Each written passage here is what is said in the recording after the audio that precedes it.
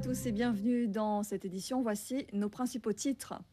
Les comptes du pas entièrement satisfaites. Vous l'avez constaté, ce n'étaient pas les bons titres, mais on continue. Et puis La Force d'aimer, un roman de Martin Luther King adapté par la troupe Agapé. Le spectacle est mis en scène par Eliane Cancel. Il sera proposé en marge d'une manifestation sur le thème de la paix, la justice et la réconciliation. Et puis ce nouveau rebondissement dans l'affaire Duvalier ce soir. L'ancien dictateur a fait savoir via son entourage qu'il espérait revenir au pouvoir. Dans un même temps, 4 plaintes ont été déposées contre lui pour crimes contre l'humanité. Nous allons en parler dans quelques instants avec Julien Mérillon, le président du CORECA, Contact Recherche Caraïbes. La gestion des comptes du CE de la BNP Guadeloupe montrée du doigt, dépenses injustifiées, billets d'avion distribués sans contrôle. Le CE de la banque présente un déficit de 170 000 €. Une affaire de gestion douteuse révélée par un audit commandité par la nouvelle équipe en place de ce CE. Pour l'heure, aucune plainte n'a encore été déposée. Emmanuel Gombeau, bonsoir. Bonsoir. Je peux dire actuellement sur cet audit. Merci Emmanuel Gombeau. Et j'ajoute que dans un communiqué adressé au personnel, la direction de la BNP précise que les activités du comité d'entreprise n'ont rien à voir avec les activités commerciales de la banque. L'actualité sociale avec cette menace de grève qui plane dans le secteur de l'énergie entre les syndicats de la centrale thermique du Moule, la centrale Diesel Export et la direction du groupe. La tension est palpable. 2 préavis de grève ont été déposés il y a quelques jours déjà. Ce matin, les syndicats ont tenu une conférence de presse au local de la CGTG à Pointe-à-Pitre pour faire le point sur la situation avec toujours en toile de fond la prime de vie chère. Jérôme Bouécasse et Christian Nankin. À suivre donc. En septembre prochain, le collège de Matéliane de Goyave devrait être doté d'une salle de sport. Une bonne nouvelle pour les élèves. Mieux, c'est toute la commune qui pourra bénéficier de ces 400 mètres carrés car la structure ne sera pas située à l'intérieur de l'établissement scolaire. Ce projet d'un montant total de 700 000 € est entièrement financé par le Conseil général. Le projet qui suscite malgré tout quelques interrogations a été présenté à la communauté scolaire en toute intimité ce midi. Bruno Panciovillon. Les sapeurs-pompiers du SDIS ont présenté ce matin leur nouveau... Les derniers chiffres sur le recensement de la population ont été révélés. Vous le savez, la France compte donc 65 millions d'habitants et la Guadeloupe 404 400. La Guadeloupe qui, selon les études démographiques récentes, vieillit. En 2007, nous faisions partie des plus jeunes régions de France. Cette tendance semble s'inverser. Les précisions de Bergette de Saint-Jacob. Un gros plan à présent sur la filière viande en Guadeloupe et plus particulièrement la branche bovine. Nous sommes allés à Anse-Bertrand à la rencontre d'un éleveur de bœufs, Yves Richardson, qui possède une trentaine de têtes. Dans un contexte économique frappé par la crise, il nous explique les difficultés rencontrées et ses perspectives de développement. Christelle Théophile et Jean-Marie Mavounzi. De nouveaux rebondissements dans l'affaire Duvalier. L'ancien président Jean-Claude Duvalier, qui, vous le savez, est rentré dans son pays à la surprise générale dimanche. Eh bien, on a appris ce soir de son porte-parole que Duvalier aspire à retrouver le pouvoir.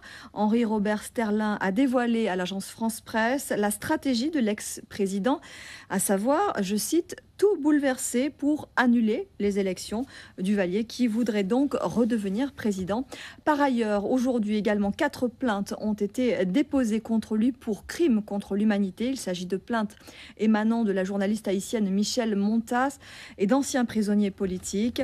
Duvalier a déjà été inculpé hier pour corruption, détournement de fonds et association de malfaiteurs. Et pour en parler, nous accueillons ce soir Julien Mérillon. Bonsoir. Bonsoir. Merci d'être avec nous. Vous êtes le président du CORECA, Contact Recherche Caraïbes. Tout d'abord, Julien Mérillon, une première réaction par rapport à cette annonce. Comment la qualifieriez-vous? Culottée, provocatrice ou prévisible? Les trois à la fois?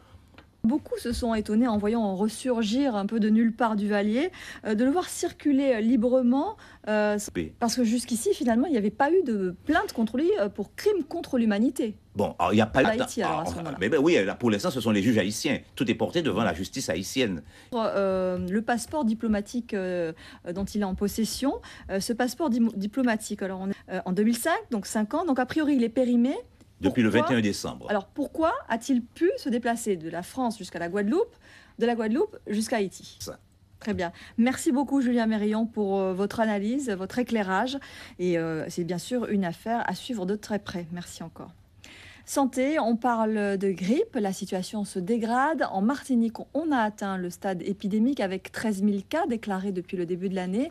Les autorités tirent la sonnette d'alarme et insistent sur la vaccination et les mesures d'hygiène à respecter, surtout pour les personnes fragiles. Le point avec Catherine Gognier-Cléon et Marco Calmo. L'outre-mer au sein de l'Union européenne, un thème discuté ce mardi au Sénat à l'occasion d'une séance de questions thématiques.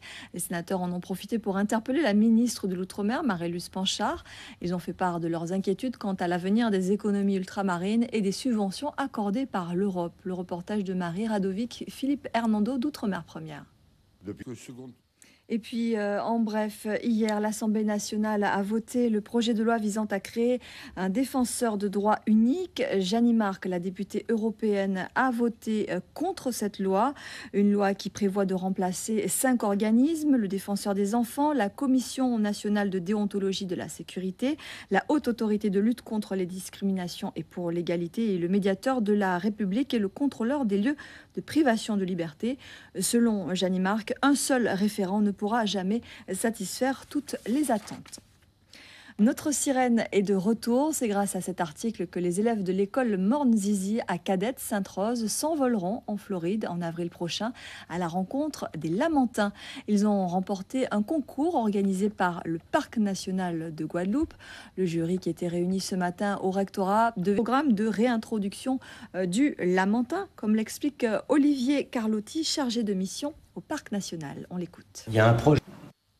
La réintroduction du Lamentin, selon certains, pourrait constituer un atout supplémentaire pour notre tourisme. Les pratiques touristiques qui varient d'une île à l'autre. Un auteur s'est penché sur nos façons d'envisager le tourisme. Atouts et limites du tourisme durable dans la Caraïbe micro-insulaire est une étude comparative approfondie d'Ireb Virgile sur 3 îles, Saint-John, la Guadeloupe et la Dominique. Pour chacune de ces destinations, c'est à chaque fois un choix de tourisme différent. Présentation avec Lise Dolmar et Daniel Quérin. Justice, paix et réconciliation, c'est le thème d'un colloque organisé du 21 au 29 janvier prochain au Ciné-Théâtre du Lamentin à la salle Georges Tarrer à Pointe-à-Pitre. Cette manifestation débutera par une adaptation théâtrale du roman de Martin Luther King, La force d'aimer. Une mise en scène signée Eliane Cancel. Paul-Henri Scoll et Ludovic Guédu ont suivi la dernière répétition.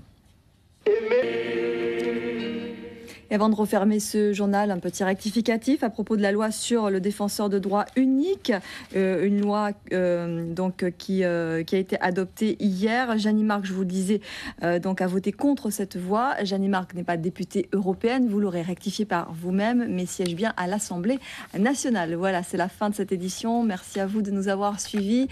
Juste après la météo, vous retrouvez votre magazine en créole Tandakaïou, présenté par Rémi Senneville. 20h35, Sismique. Et puis un petit peu plus tard, vers 20h45, un téléfilm français, Le cœur du sujet. Demain à 13h, vous retrouverez comme chaque jour Laura Séné. Et puis nous, on se donne rendez-vous à 19h30. Passez une très belle soirée sur Guadeloupe Première. Chez toi, tu sais que j'ai du bon compas, mélanger hip-hop raga. Je vais faire la fête avec toi, je t'invite à boire un chocolat. Tu sais que j'ai du bon compas, mélanger hip-hop raga. Je veux faire la fête avec toi, chez moi ou chez toi. Hey,